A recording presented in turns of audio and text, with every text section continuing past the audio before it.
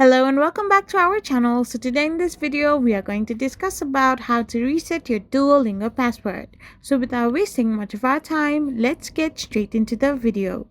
So to reset your Duolingo password, all you need to do is simply tap open your Duolingo app.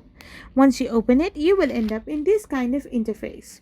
So now simply tap on your profile, and once you tap it on, you will end up in this interface where you need to type on or tap on the gear-like icon on the top right hand side of the corner.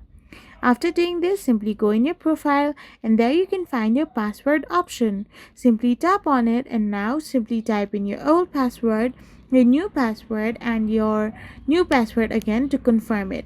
So once you do this and hit the save button, you will be able to reset your password in your Duolingo account, and this credential will be used to get you signed in into your account back again if you log it out.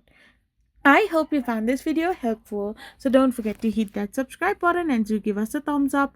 We will be back again with more informative videos. Thank you for watching.